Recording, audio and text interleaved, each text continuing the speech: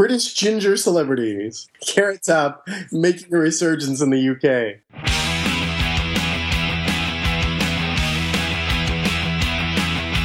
I'm dreaming of a white Christmas, just like the ones I used to know, where the treetops glisten. Welcome to the 3% Podcast. This is Chad Post from Open Letter Books. I'm here with Tom Roberge from Albertine Books and from New Directions. And I think today we're going to talk about two things in particular, and then, of course, ramble on into other digressions. But one, I think we could start with this thing from The Guardian, right? Yeah, which, as I said, as we were chatting beforehand, this is not a new revelation or a new thing that especially we have talked about as, people from small presses. But who is this? Kevin Duffy, who's a publisher at, I'm blanking on the name, Blue Moose Books, which I assume is a British publisher. I think so, too. Because I've never heard of them. And he's basically, the title is Are Small Independent Publishers Doing the Work for Big Publishers? And, if you're in publishing, you see this title, you know exactly what it means. That basically, like we mentioned before, we do all of the research and development and then, make authors popular, give them some household recognition and all that sort of stuff. And then the big publishers swoop in after, the vetting has been done and who seems to have legs. And they come in and give them a lot more money and, splashier sort of marketing campaigns and, heavyweight leverage to sort of try to make them even bigger than before and try to get them into the mainstream in a very serious way. The thing about this article, though, is he's very succinctly sort of pointing out like why this is. And it's, part of this, well, where is it here? It says, I've been told on numerous occasions by agents and editors, but Kevin, you're not a London publisher, as if geography has anything to do with finding cracking stories. This chiding does give you an insight into another problem for big publishing, the issue of unpaid internships, class, and a narrowing of social backgrounds of people entering publishing, their limited life experience, reading tastes, and how this influences their acquisitions. They are missing out on millions and millions of readers because of a business model that isn't really working. Yep. This is true in New York, obviously. That agents have their agendas, and they're going to push a certain kind of author because they want the biggest payday. And they meet with the big publishers, and even the most literary ones are not going to, they're very loath to take on something truly different unless they have a way that they can foresee in which they can spin it as something that fits into a pre-established sort of lineage of new and different things, right? Yes. Like, what was that Larson book? I'm blanking on his name. Stieg Larsson? No, not Stieg Larsson. Eric Larson? Penguin Press did. Eric Larson? Eric Larson. Isn't he a nonfiction writer? Yeah. Yeah, no, I'm talking about the novel whose the name I'm totally blanking on. Anyway, they paid like $2 million for it, Penguin Press, and it, it had all these like illustrations and blah, blah, blah. And I think, why can't I think of the name of the book? Anyway, Penguin Press thought that they could like, put it into the line of like having done Pynchon or people like that. And I don't know what the sales were. Why can't I think of the name of this book? This is rather embarrassing. You don't know what I'm talking about? Reef Larson. Reef Larson. There you go. I Am Radar. No, there was one before that. The selected works of T.S. Spivet. Yes, exactly. Which, it was just quirky enough to be considered literary and different, and yet it fit into this lineage of things, not unlike Jonathan Safran Foer or something like that. And, they overpaid, I'm sure. I'm sure they didn't make their money back, at least not in the P&Ls that'll matter, for the accounting on that title, which I think is 5 years. But there's a good chance that the backlist on that will work. Over years and years and years, that'll become something of a classic and maybe taught and all of that sort of thing. And so potentially they could have sold foreign rights too. And foreign rights issue. But it still has to be somewhat sort of mainstream, right? Like it has to have some sort of quirky hook, right? They're not going to take a chance on your, for example, translated literature. They're not going to take a chance on Crash and High or, No. Those kind of things until it's proven that they work elsewhere. And as far as I know, no one has come trying to poach Laszlo. That seems unlikely at this point. Yeah. We got Bolaño poached. We got Javier Marias poached. It happens all the time. We got Mateus Anard poached. By us. Which, with this, what you're saying about the mainstream thing, this book, The Selected Works of T.S. Spivet, has a blurb from Stephen King on it that includes a line saying, "Here's a book that does the impossible. It combines Mark Twain, Thomas Pynchon, and Little Miss Sunshine." There you go. I didn't... Really? Yeah, really. They reference Pynchon? And Little Miss Sunshine. God, I hate that fucking movie. I'm sure that in the marketing meetings they tried to, because Anne, is she still the publisher there? I have no idea. Yeah, it says edited by Anne Godoff. Yeah, so I'm sure she, in a very subtle Anne Godoff sort of way, tried to say, like, hey, let's make this the new Thomas Pynchon. Yeah. And Did you read this book? Did I read that? Yeah. No. Come on. I didn't think so. I have too much other interesting stuff to read. Ooh. Does it interest you? That book does not interest me at all. No. No. It just looks like it's probably one of those books that you read and you're like, well, this is totally a book. Yeah. This book exists and it is there. Yep. That's about it. But anyway, Mr. Duffy here in his article talks about this, and he talks a lot about like the prizes and things like that, which he references these prizes I've never heard of. And again, I don't live in the UK, so these prizes don't mean anything to me. But I don't know that matters so much in the US. I don't think the larger publishers are looking at what the small presses do and say, "Oh, this book got a small little prize that no one's heard of. Like let's now publish it." Yeah, the ones that he references are fairly big, but the main one being the Man Booker, and two of the last three winners of the Man Booker were from independent presses, including A Girl is a Half-Formed Thing by Aimer McBride, which was published by Galley-Beggar and then taken by Faber and Faber, and then Swimming Home by Deborah Levy, which was published by And Other Stories and now by Penguin. The Deborah Levy one is weird. I mean, she's been writing for decades. Jesus. I know. We published her at Delkey published that one book, Billy and Girl, in like 1998, maybe. Yeah. Yeah. But yes, and she was gone for a while. She seemed to make a resurgence in the past, 4 or 5 years. I think she was writing plays and film, TV, that sort of thing. Uh-huh. She had an interesting life. I have a question for you in the middle of this article. Yeah. There's this paragraph. It says, mainstream publishing has become risk-averse and sold on the idea that committees of sales and marketing gurus, the most powerful people in publishing these days, know what will sell. Do they really? How many millions have been spent and will be lost this Christmas on orange-headed celebrity books whose pie charts and spreadsheets appear to augur well, but will be returned in January? Ask any bookseller. A Christmas punt gone wrong. Again, what's the definition of madness? Who on earth is this orange-headed celebrity? I was going to ask you the same thing. I have no idea. The first person that comes to mind is Carrot Top. Just Carrot Top making a resurgence in the UK.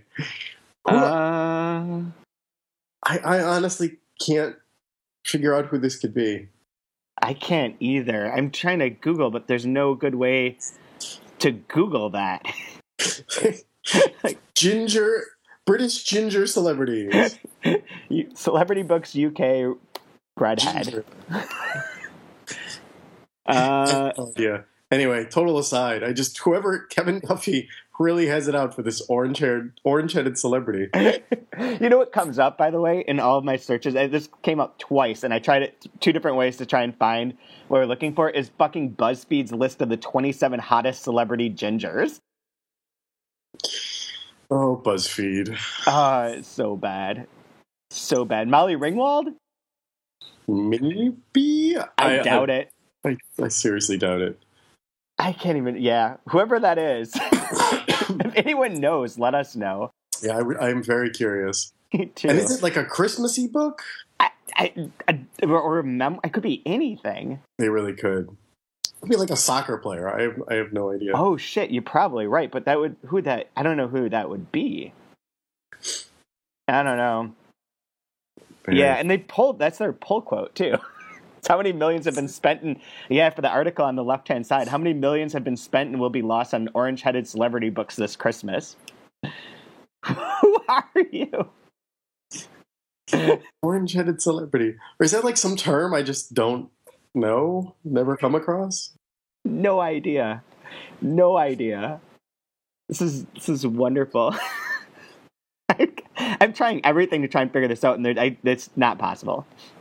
It's definitely not possible. Unless it's like here on Amazon.com's best books biography, there's a ginger here on biography. Stephen Gerrard.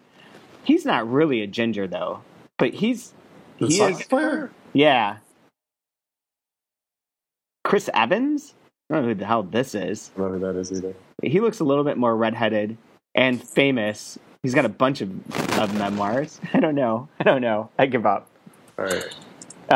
Anyways, okay, so you want to move on? Yeah, I just thought it was kind of interesting because it was like, it is a good article for laying out that exact problem, that thing that happens in publishing. Right. And that it's nice that he did keep his big author, Benjamin Myers, who I guess like won some of these smaller awards, but whatever, didn't move on to like any bigger press, which is nice. So, I don't know. That was kind of interesting. So, you want to talk about some of these lists? Yes. So you, when was this? The 16th. Like last Wednesday or Thursday. Thursday? Yeah. Sort of ranted about lists? Yep. Let's say you ranted? I don't know. I started ranting about lists. I forget what the original thing was. I think it was in relation to World Literature Today. Came out with their list of 75 what do they call it? It's like 75 important translations, notable translations of 2015, which is like really, it's a fine list. It's great. There's good books on there. More power to them. That's wonderful. But then it's like, every year I go through the same thing where it's like all these lists come out all over the place and constant. It's like a barrage at the end of the year of list after list after list after list. Every person has to do it. Every single site does it, and they do it like 9 times over. And it's just insane. And I understand what the appeal is. I understand why everyone wants to throw their hat in the ring as to like what theirs are. But it does seem to me like most of the time it's just reflective of that particular company and or person. So like I think I put in here, like, I know it's going to be on the New York Times books list, more or less. Like, I'm pretty certain I can name, like, half of the books without looking. And then also, like, that would be one set of books. And then there's, like, Scott Esposito's, which are a totally different set of books, but also sort of fit, like, what Scott's, like, reading habits and likes are.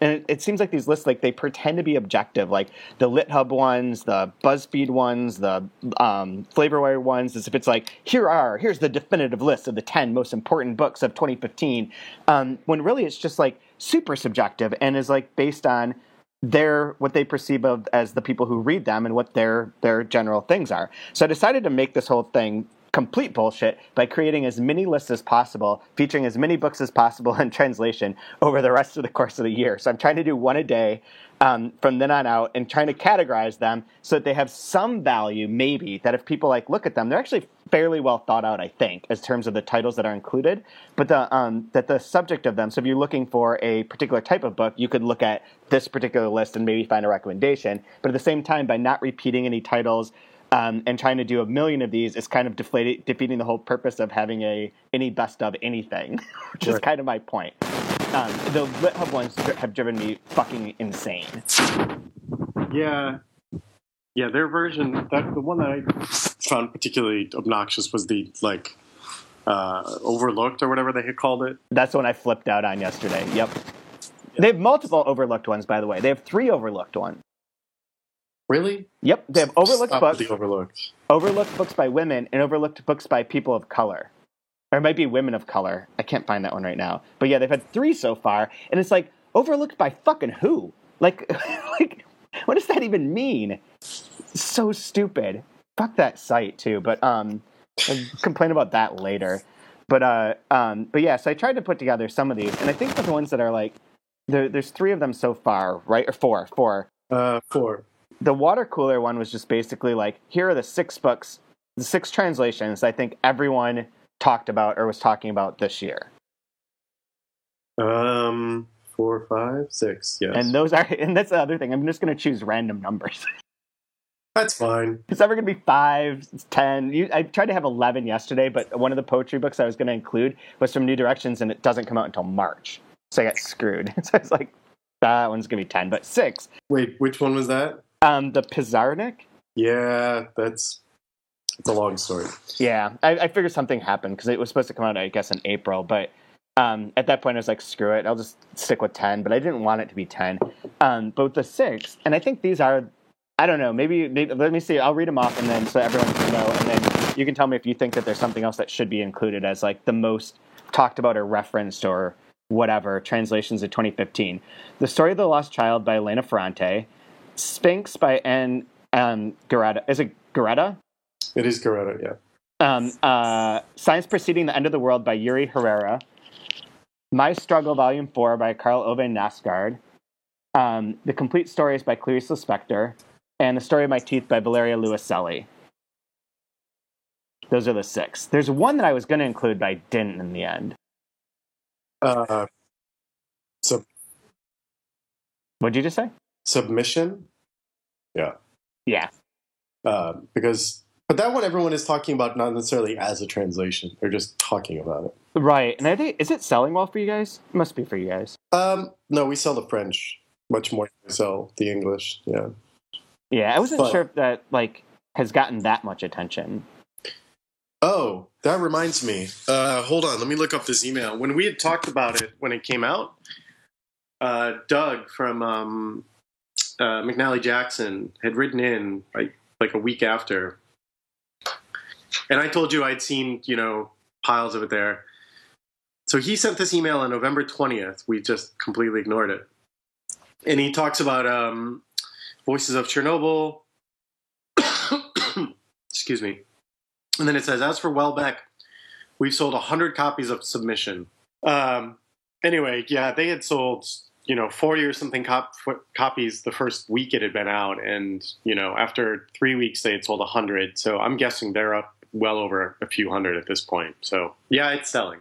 And we finally sold through our initial order of 48 or whatever it was this week. And when I went to reorder, I tried to get a few copies just from Ingram, just to tide us over for the order from Macmillan. And Ingram had them on order. So I'm guessing they had sold out. And because it was on order, I'm guessing that FSG had to reprint. So that's a good thing. Man, it's number 2,345 on Amazon. I have no idea what that means in terms of... Yeah, it's hard to judge that, but if it were a number like 1 or 5, right, and that's also, those change daily, so and hourly. There you go. Which, side note, if you're an author, please just don't look at that every hour. That's a bad idea. I do wonder. You just faded away again. Well, I just heard all this static again. Something weird is happening.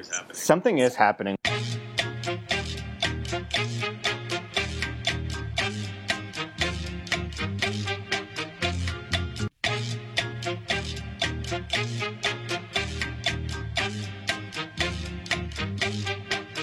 Okay, it's on. Yeah, so that one is one that I could include there too, I suppose, as one of the books that everyone's talking about. But it seemed like it was within specific, the political context too. Yes, absolutely. And most of the people who come in, we've talked about this before, but I think a lot of people who are reading him for the first time because of the political angle, which didn't exist in the other books, or at least not in such an overt way. All of his books are sort of political, just so much more nuanced than this. Right, and there were no terrorist attacks associated with his earlier books necessarily. Right. At least, yeah, there is one in the book, but right. I do have a minor bone to pick. You sort of undersold Emma Ramadan's translation of Sphinx. I don't think it's as easy as you think it is to translate what Garetta's book is. But I've seen that before. I just don't. Everyone's people being wowed by it and being overblown by the fact that you can write sentences in English that don't include pronouns or gendered nouns at all or verbs isn't that difficult to do. I mean, it's difficult to translate the book. I granted, and maybe I undersold that mostly because I was trying to get through this thing as fast as I could and get your thing on there, like your part about it that didn't have to do with the translation. But the amount of times I've seen people go on about the translation has gotten to me to the point where it's like, fuck, no, just don't care. But it's hard because of the way that Garetta had to write it, and that is so complicated in the Her French. thing is complicated, yes. Well, translating it and keeping the style and the tone and everything consistent in English is rather difficult. Also, go ahead and try writing a few paragraphs without using a gendered pronoun. It's not as easy as you think without getting repetitive. Without getting repetitive, yeah. And that's why there's a lot of the A** in the book, too. Right. Like, that is always the way you can crutch it. Right. But it's done in both languages. And then, anyway, I just think, like, I personally didn't find it distracting at all because I found the story so interesting. But I also wasn't fully aware, I guess, of just how pervasive the sort of absence of the pronouns was. I was just reading it as a book and only later, read about what the language is like in the French and all of that. So I meant distracted by the fact that everyone kept talking and bringing it up in all the reviews. I think yours is the only review that doesn't focus on that I've read. Right, which, I mean, now that I know a little bit more about Garetta, I don't know. Maybe I shouldn't have skewed that way because I think part of me thought that she wanted it just to be appreciated as a book, but she's definitely, like an artist with a capital A and was trying to do something very intentional and feminist and progressive. And, I think I was like you, where I was like, okay, I'm sick of hearing about this gender thing. Let's instead focus on the fact that this really is a good story. But for Garetta, they were intertwined, and I don't know. I guess the problem is no one is really intertwining them in reviews. That's true. I think that's absolutely true. You either have to talk about it and you end up focusing on it too much, or you have to ignore it and do what I did, and then you sort of miss out. And I do think Emma's translation is really great. I think the focus on like that it's like that is impossible, basically impossible to do, and the way that it gets compared in those reviews to like Avoid, with not using letter E, which is also annoying to read reviews that are just about that, not using the letter E, and not as a book as a whole. Either, whatever. Let's check my sentence there. But that those are annoying to me as well. Oh, I totally agree. And, we get customers who come into the bookstore and, I'm sure you've dealt with customers like this before, where they come in and they're like, oh, I want to read Avoid. It's so amazing that, he translated this without the letter E. And it's like, okay, but like there's so much more to that going on. Do you know what I mean? And it's like, you can't love a book for a gimmick only. It has to be a good book underneath it, right? And that's, I think, what people sort of get lost on is, anybody can sort of...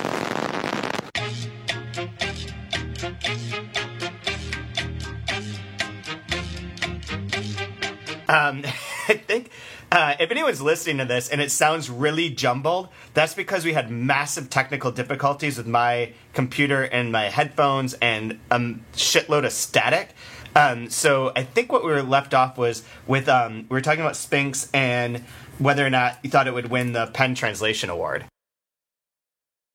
And I said no, if only because it's up against the New Directions collection of the Spectre stories, which sort of seems like, the crowning achievement of New Directions, as you put it, like the Spectre Mania or whatever.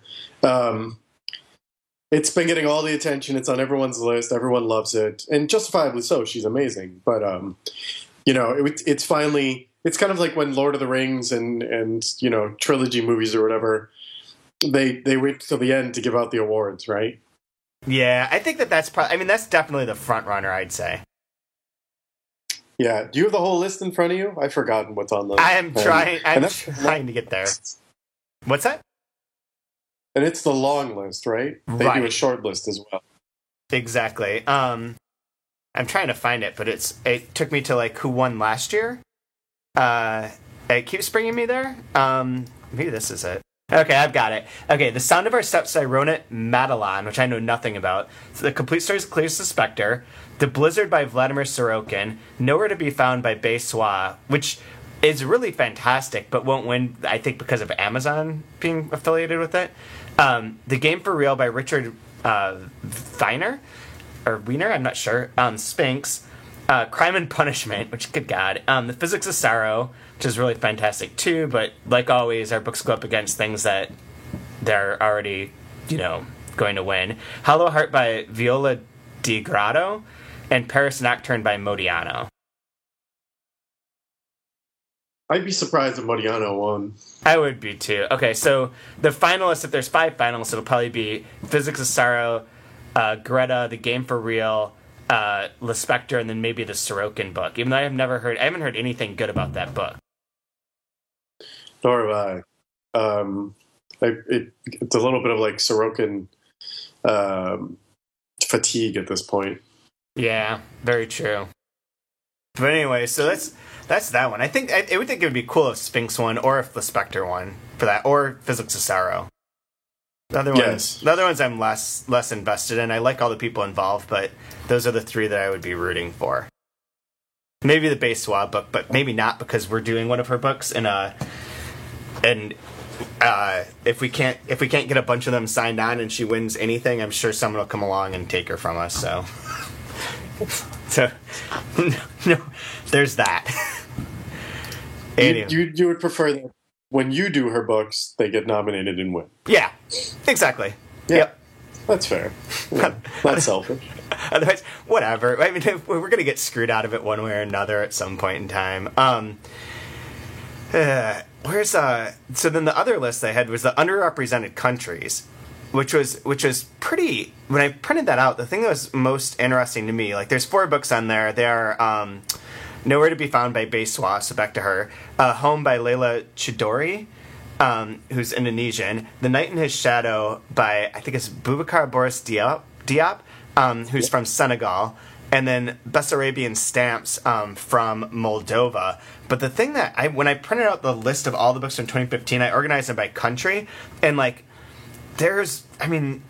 taking out like most of the normal countries, the France, all of South America, anywhere in Europe, I ended up with, like, the main ones being from Georgia, because of Delkey's Georgia thing, Egypt, and then Angola, Cameroon, the Democratic Republic of the Congo, Curacao, India, Pakistan, Mozambique, Senegal, and Tunisia each had 1 book.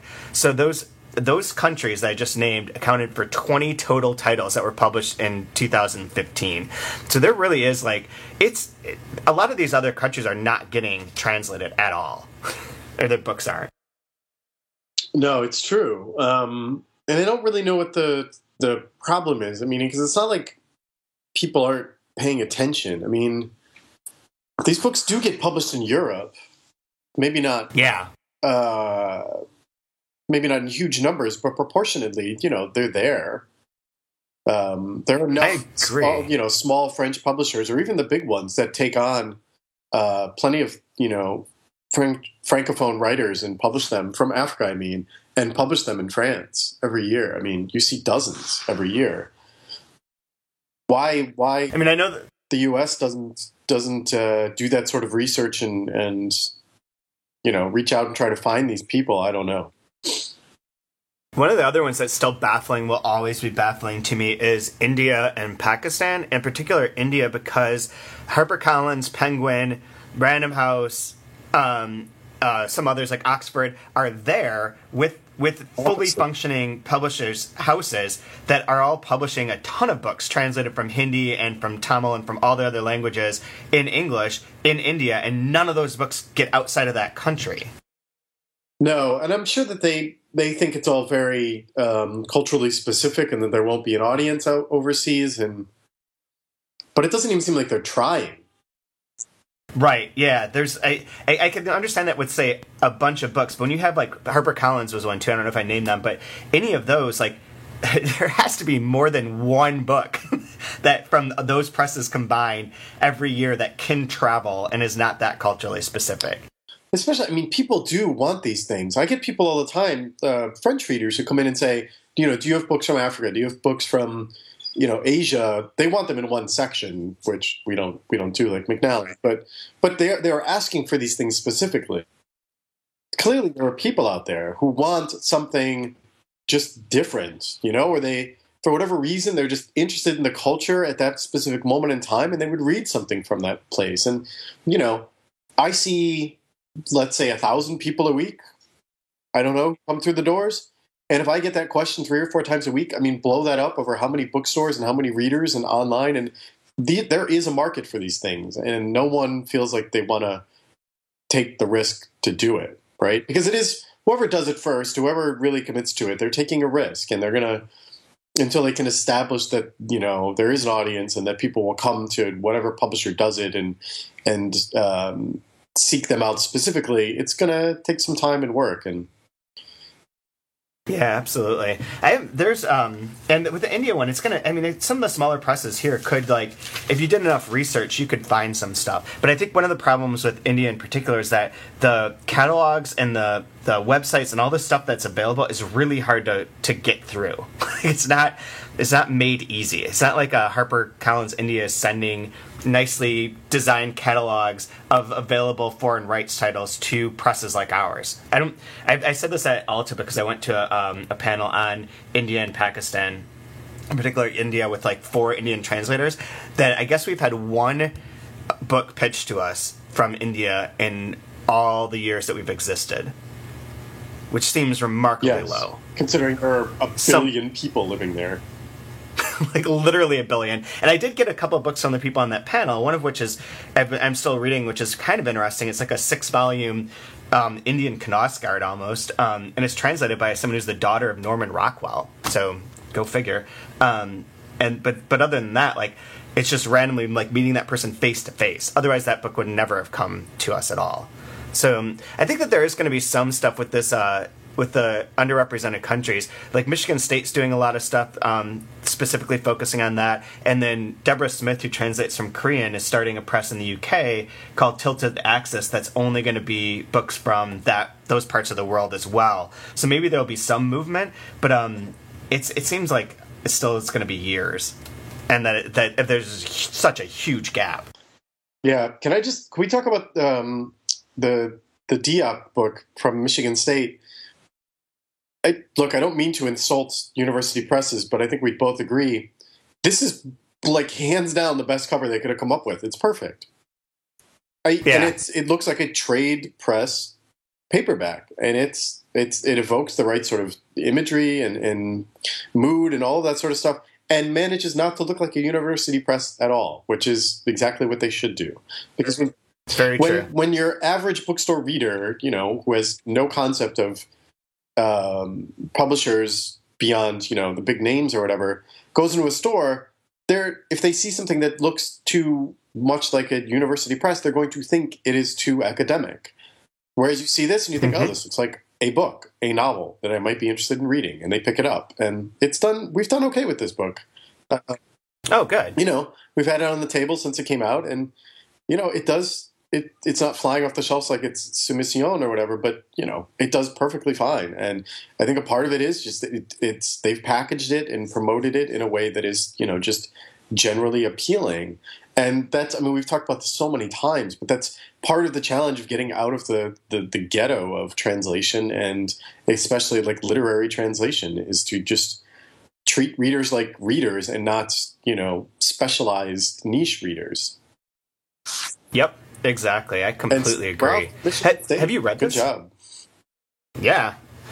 That alma mater. That takes special pride in this one. Have you read this book yet? I have they sent me a galley many, many months ago, and as part of my goals for this year, the reading, I've been reading mostly women, so it's on my like early 2016 reading pile. There you go. Yeah, that's one. The other lists and were harder to put together. The funny one was impossible.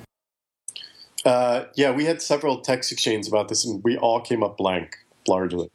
Yeah, and it's like there were a couple of good suggestions from people, but they're ones I'm going to include on other lists, like the Garnier books, as a crime or noir. But they're also like darkly funny in that specific way. Yeah, and in like the Tarantino way. Like, nobody calls Tarantino movies comedies, right? Right, even if they have moments of humor. Dude, speaking of covers, though, so the three that are on here that I could come up with were The Indian by Jan Gunnar, and that's mainly because my daughter thought it was really funny. I mean, I think it's funny too, but but mainly for that. The Dirty Dust by whatever his name is. I don't know how to say Irish stuff, which I think is fantastically funny and really enjoyable. I'm getting into and then, that. I didn't even finish it. Oh yeah, I think that it's fun and like you just have to let it go. And the voice is funny. Like it's meant to be a comedy, so it fits in this. And then Mirages of the Mind by is it Mushtaq Ahmed Yusufi? Yeah. Which is translated by the Urdu and published by New Directions. Which sounds, just from the bits that I've read, it seems like one of those kind of rambly, fun books, like Tristram Shandy-esque in terms of like the digressions and the like storytelling vibe. But man, fuck this cover. I don't like it at all. I'm with you. It just I don't like eyes like that, like disembodied, but like that many of them. Yeah. Ugh. And it looks sloppy. It does kind of look sloppy. I agree. It's unfortunate. And the title and the author are the same font and size. Like I don't know. I'm not a fan of that one. But have you read that book? No. It's one that I think I'm going to try and read at the beginning of the year or before then, depending on how fast I can get through everything else I have to do. But but that seems pretty entertaining. Yes, humor. I agree. Not enough humor. Like I don't know. When I think of like the funniest authors, I mean that I read. I don't read like Christopher Moore or right. Who was the other guy that everyone was reading? Who's the story with the girl with the really long thumb that hitchhikes? Oh, Tom Robbins. Tom Robbins. Everyone was reading him when I was working in a bookstore. I was like, God, like this is not literature. I'm sorry, people. Like, I'm not saying they're not good books, but let's tone it down here. He's not going to win the Pulitzer Prize or anything. I read all those in college. Right, exactly. Right, but like to me, the funniest writer I read is probably Martin Amis. Not so much lately with the Martin Amis, but London Fields is hilarious. Like absolutely hilarious. Other than that, there's not like a whole lot of humor I see sitting on my shelves. So I feel like there has been like, especially when I was working at Delkey, there are a lot of like the darkly comic sort of books that are like funny because the people are fucked up and they think funny because their minds are a mess. And there's like Christian Auster, that book On the Train or In the Train, I forget what it is. I think that book's remarkably funny and really works as like a tonal sort of thing, and especially because whoever translated it, I think it's Adriana Hunter maybe, really captured the voice of like this guy's mind and how he would think to himself, and it's quirky and funny. But yeah, there's I don't know. If I was at home, I would see, and I think there would be other books I'd be like, oh yeah, that's really funny too, and that one's great. But with translations, it seems like there's been fewer and fewer books that are like just purely enjoyable comedic sort of writers. Stanley Elkin, I think, is really funny too. But and in part, I think like some of our translation presses, like people who are doing this, are taking it a little too seriously at times too, and not looking for that like comedic fun book, and instead want to do something that's like a political statement or is serious big literature. Yeah, of course, and they're trying to hit the home run for that sort of the big literary book. Since it just popped up, I'm looking at your list of funny books post. Halfway down the page is a review for a Cesar Ira book, and I don't think that one is particularly funny, but some of his books are quite funny. Yes, very true. And I looked at that too, and I was like, but this isn't the one. No, exactly. The ones that came out this year weren't right. No, but like the Literary Conference, quite funny. Yep. That one's probably the funniest, actually. I'm not going to go any further than that.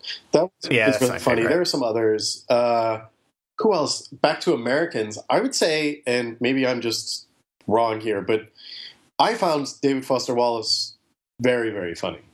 Yeah, I agree.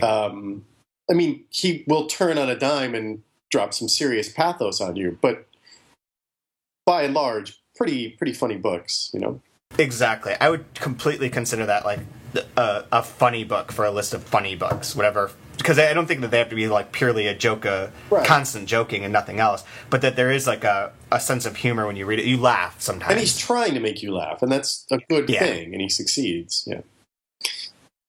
Hopefully next year there's more. Because like the other ones that I was looking at, I made some suggestion of maybe like having like a monthly quasi online book club or some. Mainly it was a way of like putting things on 3% that are about a book and being able to post something each week related to that particular book. And so I was looking at titles to maybe include to start this in January, and one of the ones that came up was On the Edge by Gervais, which is definitely not funny. Yeah, that's the first book I'm going to read after the new year. Its New Directions coming out soon, and I just. Wow. I'm bracing myself for just, being depressed.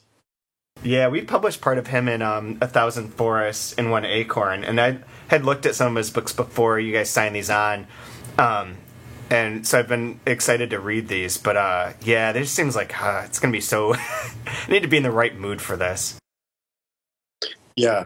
Crush my soul. Like the Horacio Castellanos Moya book, the most recent one, The Dream of My Return or whatever it is. I really want to read that, but I know that like it's just going to cause me great anxiety. Like it's just going to mimic my own anxiety and make me feel shitty. So I'm terrified to read it. Yeah, that's never fun. But I will say, like, I do a lot of that. Like, I've been reading a lot of Baudrillard, sort of like. Not entire books, just like pieces here and there. And he's got a lot of books. But I'm hesitant at times to read him, to go looking for these passages, because I know they are going to make me more depressed about the state of the world in general. Politics, the so-called progress of humanity and blah, blah, blah. And then, because I know that he's going to sort of agree with me that, it's all fucked, let's just blow it up and, go hide in... shacks in Montana or something like that. But then I read it and I think, okay, there is a kernel of like motivation buried in here. Yes, he's pointing out that everything's fucked up, but there is like, even if he doesn't offer solutions, he sort of clarifies things in a way that makes it easier to digest the situation and sort of cope with it a little bit better, if that's nothing else. So but this all ties into what you're saying. Like, yes, it's going to confirm your suspicions, but at the same time, maybe that's not necessarily the worst thing, It's like, if you have a fear of heights, you go stand on the edge of a tall building. Like, you get used to it, right? Like, embrace these things. It is weird with reading though too, because there's that aspect to it. Like I just read The Boys by Tony Salo. It has a lot of death stuff in it that sort of triggers some of that stuff for me. But I really like that book, and that was one of those like therapeutic sort of reading things. But with books, there's a lot of times where you can be like, oh, I know this is going to cause me to anxiety or think about these things I don't want to think about. I could just read something else. I don't have to do this. Right. Like there's no obligation to read anything unless you're like teaching it or whatever, and even then, you can get away with it. But yeah, so it is a little bit different, but I agree. I think maybe this Gervais book will be I'll start this as like this invented book club thing and start with that one. Well, maybe I'll read it at the same time you do. We can sort of take it off. I don't know how often you're on the Emily Books website, but they choose books that have been published, and then they offer, it's like a club, or I think you can buy them individually as well. But basically, you get an ebook version of the Emily books that they choose, right? Okay. And but they do it month by month, and so yeah, for a month they have all these posts, and sometimes it's only 4 posts, sometimes it's 6 posts. But they try to do exactly what you're talking about, which is you get different people talking about different aspects of the same book over the course of a month, which I like. I think it's good. This is exactly what I wanted to do. I didn't know about this, but yeah, this is perfect because it's like that was my idea. Is like it's a way to structure and add some more structure and motivate me to do more with the blog, because I haven't been, because I just like I don't know what to write about. I don't really want to get into any of this news shit. Like, and LitHub's pretty much doing a lot of things that otherwise we had been doing. So I don't know. It just wasn't very motivated. But this would be a motivating factor to like try and have something about the book from different people's perspectives, also an interview with the translator, perhaps, things like that. And then I like stepping away from the review part of it, where you can just talk about something without necessarily saying it's good or bad, or it compares to this, or it doesn't compare to that, or it fits in here. Just, talking about it without sort of feeling the need to come down on it with a decision about whether or not it's good or bad or worth someone's time, right? Right. Yeah, exactly. And that's what I like. I mean, that's essentially what a book club is, right? Is we've already decided this is worth reading. Now what? Right? Like, That's the presumption of that is the key point in sort of getting to the actual discussion of the book. I saw this awesome, this is a weird thing to reference, but on Facebook, Mark Athatakis, who's from the National Book Critics Circle, lives in Arizona. He's a really, really nice guy. He wrote something about having gone to his first book club meeting, and he's like, it was incredibly strange experience for him and illuminating in the way that people at these book clubs are really have to talk about identifying with the characters, whether the characters are likable or not. All these things that we sort of at times react to or make fun of or point out. He's like, this is absolutely the way that these people process books. The way that they process books is totally different than writing a review. Yes, 100%. And that's why I have been a leader sort of book club when I was working at McNally Jackson. Sarah and I sort of did one together. There was all books in translation, and we would do it. And it's sort of exhausting to sit in a room full of people and try to convince them that whether or not they identify with a particular main character or something is not worthwhile. And of course, you can't tell them look, you're reading it the wrong way. But you kind of want to tell them, look, get over yourself and just appreciate it as art, It's one of the weird things about reading, I guess because it is so personal and you're sitting there and, you have a book in your hand and it's a solitary experience, unless, of course, you're listening to it while you're driving or whatever. But as opposed to artwork where, you go and you look at a piece of art that's hung on a wall, whether it's a gallery or museum or whatever, or in public, you don't try to identify with the art. Do you know what I mean? There's nothing that urges you to identify with it, unless we're talking about photography, and that's a very different issue. But by and large, you're not encouraged to identify. And the same thing with movies. I mean, people understand that they are watching a movie, and I'm sure there are people who watch, I don't know, Star Wars, and try to say oh, I identify with Luke Skywalker, and but I feel like that's still very much a minimal aspect of their enjoyment or engagement with that form of art, as composed to when we read books, so many people who want to identify with the main character. It's right. Why it started, where it started, if it's a specifically American sort of thing, I don't know. I will say I don't get many French customers mentioning this at all, whether or not why they when you're trying to recommend somebody something and you ask what have you liked, what do you usually read, no one ever says oh, I liked this book because I identified with that. I just don't ever get that from French customers. So I am curious if it's an American thing or not, but it is very interesting. Yeah, it really is. I mean, I guess with movies, there's some of the if the characters are all unlikable, or TV shows, people will say that they don't like because the characters are all unlikable. But yeah, not nearly to the degree that it does for books. Yeah, I will say, I just in this. Well, maybe it won't matter to you, but I only this summer watched all of Breaking Bad, having never seen it. Oh yeah, and look, I was aware of all the cultural sort of hubbub about it, and people told me how interesting it was and how interesting Walter White was as a character, and I was like, but he's a horrible fucking human being. Horrible. Which didn't make me not want to watch it. It was just I don't understand why people loved him. That was my problem. That's interesting. But then as I told people this, they're like, no. You don't actually like him. You just find him interesting. I was like, wait, everyone? Aren't there people who liked him? And I guess people had to correct me, but I don't know. I feel like when that was in its heyday, people were saying that they liked that he was a hero. I think so too, at least to some degree. I liked that show, but I was not as into that show as other people were. It was fine. I didn't think it was the greatest thing in the world, but yeah, I enjoyed it. Yeah, it went on for way too many episodes too. Yeah, I felt like it could have been trimmed by quite a bit. But it was good. Anyway, we're a little off track, but yeah, I'd be curious to read that. Book clubs are a strange thing, and it's very easy to sort of project sort of psychoanalytic thinking onto the various participants if you sit in one of these things. But I mean, it's totally unfair, but you can't help but do it. There's always the guy who talks too much, and everyone presumes he likes the sound of his own voice, or he's trying to prove himself to be, more educated than anyone else, and all of that sort of thing. And there's the lonely person who just this is like, their one weekly interaction with humanity, and that you just assume these things, and who knows if they're true, but for whatever reason, like being in a book club sort of brings these traits out of people. I don't know. Very true. Well, let's see. I'm going to try this. I'm going to try, like, the other reason that came up, and is the last list I put together was 10 poetry books. I wanted it to be 11, but whatever. And I don't read any poetry, but I kind of like listening to people talk about it, or explain why certain poetry is interesting to them. So I think maybe I'll include that too. So we could include a poetry book and have something about that, and a fiction one. But the poetry one was based on, I picked these based on like titles or little things I knew, or the publisher. But I just don't read any poetry whatsoever.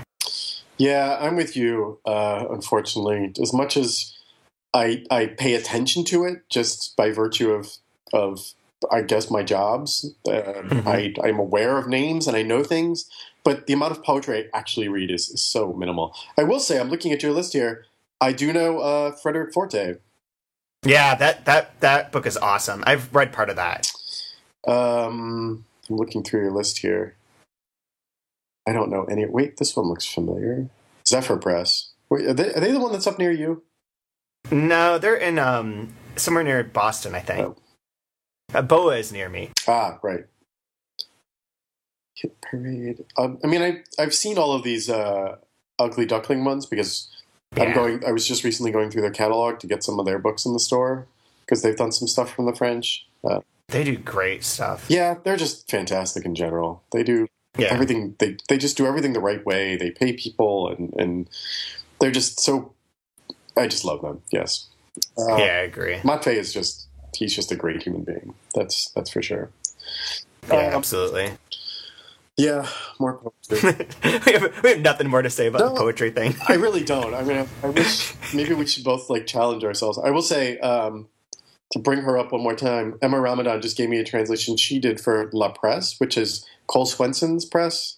Oh, right, yeah. Distributed by Fence, which I think is distributed by Consortium. Like, it's this long lane of, like, imprint of imprint of imprint of imprint sort of thing. But they only do stuff from the French. So, again, this is all part of... We're expanding the poetry section at the bookstore. It's been too small space since we opened. And, we've been open about 15 months. We're trying to reconfigure where certain sections are and, how to do things. And I've had a lot of questions about poetry and why don't we have this and that by customers. And so we're going to expand poetry, put film in a more prominent space, and each give them more space. So I'm trying to get some more poetry in the store. That's why all of this is so fresh in my mind. Yeah. To explain that. Which is a good thing. How many stores are expanding their poetry section? Like one. I will say, I mean, I spent all that time with New Directions going around and visiting poetry stores. And, I always made sure to go and check out the poetry sections because New Directions' backlist is so heavily poetry, and especially like this sort of core canon poetry, even by Americans, not just the translated stuff. And I would always go and look, and you get a wide range. You go to San Francisco, and most of the bookstores have just gigantic poetry sections. And I remember or you go to like Common Good. Did you visit there in Minneapolis? Yep. Their section is gigantic, but of course that store is gigantic. The store is gigantic, but their poetry section is also gigantic, but partly because Garrison Keillor owns the store and that sort of thing. And then sometimes you go to these stores that are otherwise very good. I'm not going to shame anyone, but they have like one shelf, and you're like, oh, this is really, really sad. And the only poetry they have is like Garrison Keillor or Seamus Haney, and you're just like, oh God, this is really depressing. Like, there's just no in. Like, how do I say, hey, look, you need like a revamp of your poetry section, including some New Direction stuff, but also like everything. Like you can't, like, there's no. It's one thing when I see a couple New Directions and I can say, oh, hey, take this on too. But when they have nothing and it's just like the most basic of a boring American poetry, like, yeah, just walk away, like sometimes there's nothing to be done. But did she do, which book did she do for La Presse? It's called, hold on. They have a Frederic Forte book on here as well. They do. Hers is called Monospaces. I'm blanking on the... Parain? Parain, yes, that sounds right. Where I just cleaned my apartment and now I can't find the book. Forthcoming, fall 2015. Yeah, it came out, I think, not that long ago. Oh, here. I need to make sure that these are in the database. I don't know that they are. And Parian? Yeah, and Parian. Monospaces. Yeah, their website isn't terribly updated. I mean, it is Cole doing it all by herself, so Right. I don't know that she sends everything to you. And I don't think so, but it should be in like the consortium catalog, so it should be in our database. But I've never really paid attention. I need to double check. Maybe we should do this. Maybe I should do this one as like the first poetry book club book. so you're going to do one fiction and one poetry every month? Why not? I mean- Poetry's We might as well. I mean, I'm totally on board for this, and I feel like we should. We have enough people we know who would be happy to write about these things. exactly, yeah. And if Emma would do something about this particular book, that would be really perfect. Right. And the other thing is they could be books that are already out. So booksellers Yep. can get involved, readers, that sort of thing. Get away a little bit from this everything in advance, the privileged people who get galleys and that sort of thing, right? Right. When does the Turbase book come out? Is that in January? It's That's the not out. first week of January or something like that. January 25th. Oh, it is the end? Yeah. Okay, screw that one. I'll find something else. Yeah. Yeah, we can do that one for February then, or March even. Give Right. people time to read, There's so many books that are coming out that I want to read that would be good for this that are all Spanish. Like Sudden Death by Alvaro Enrique. That comes out in February, but it's Spanish again. Total random aside, and feel free to cut this out, but do you have a new Zombra book? No. Are you going to? Would you continue doing him or no? No, there's yeah, but we're not.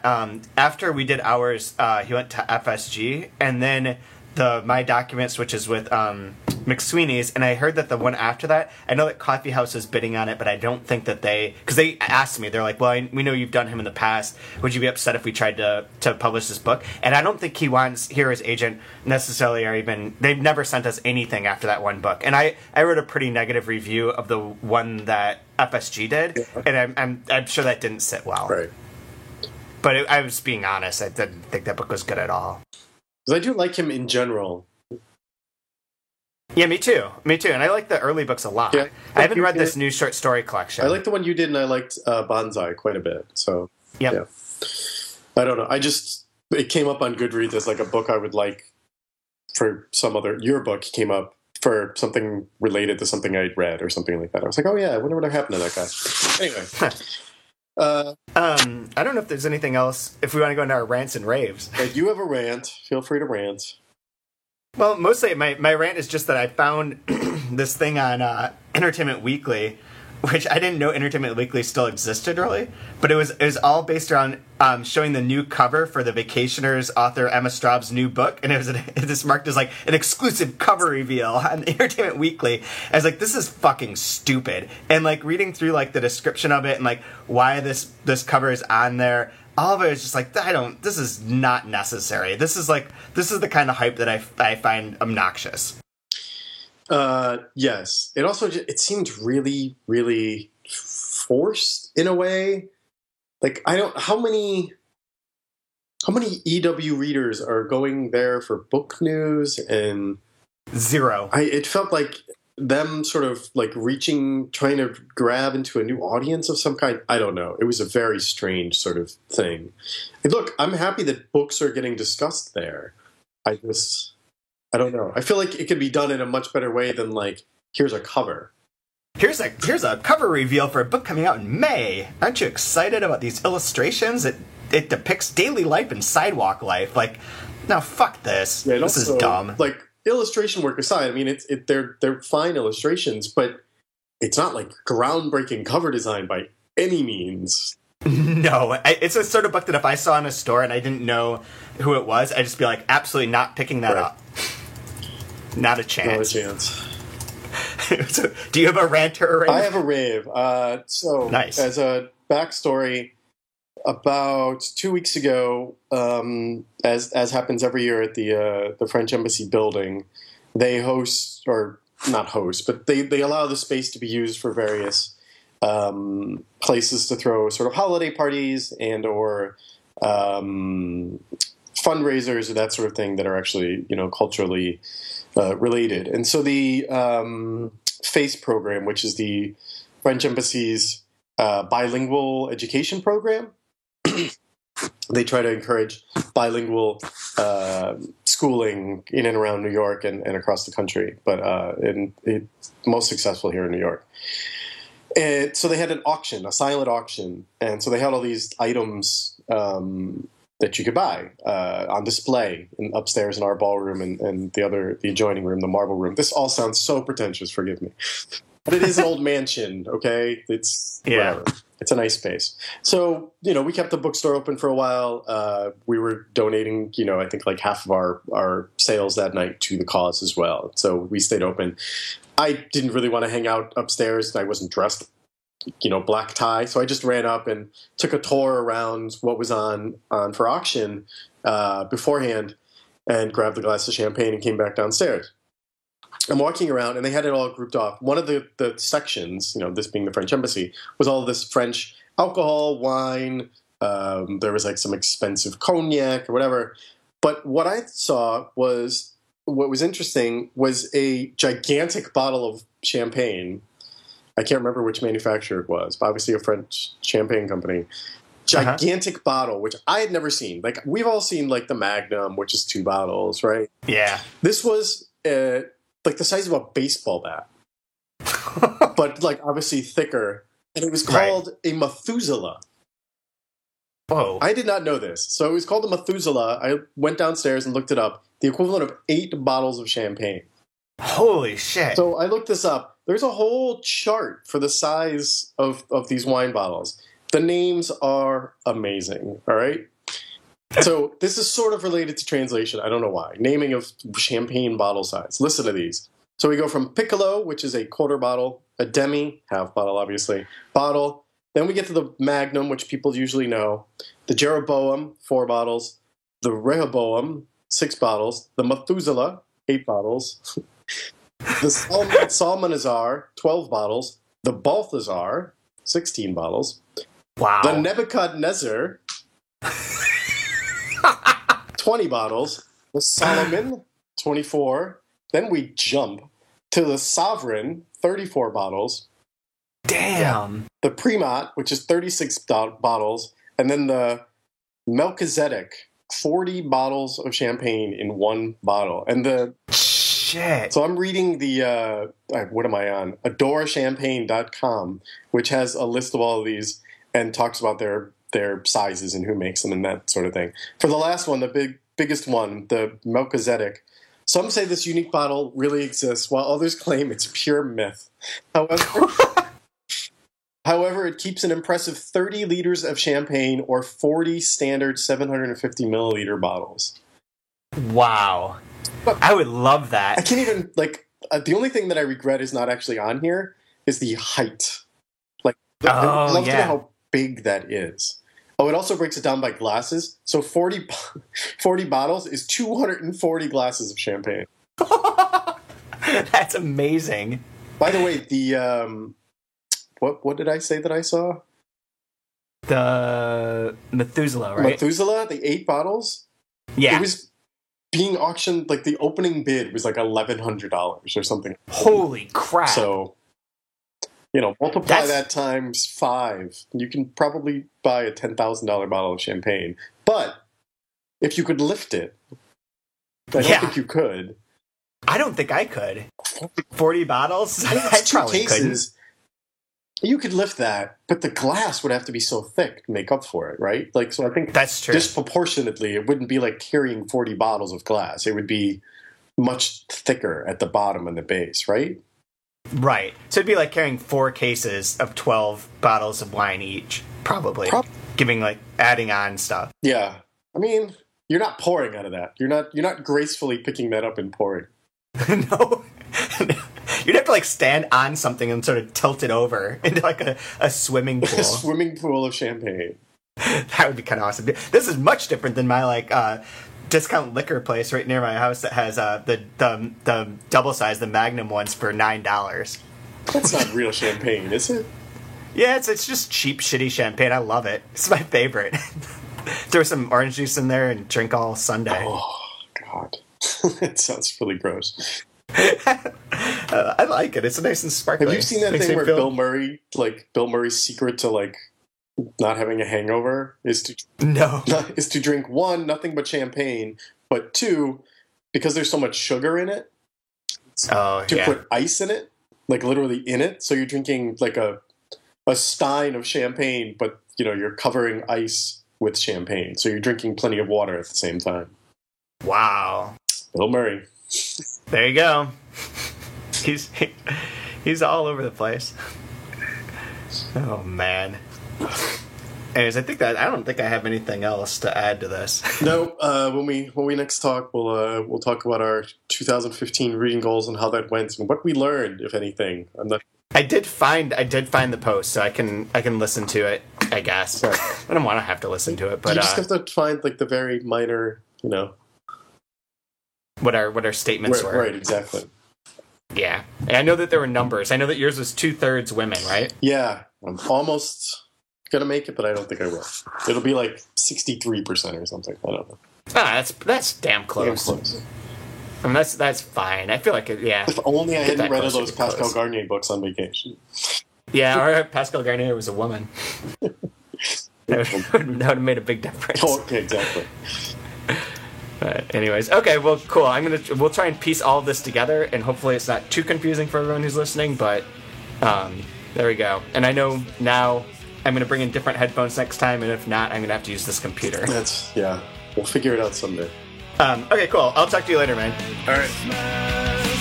With every Christmas card I write, may your days be merry and bright, and may all your Christmases be white.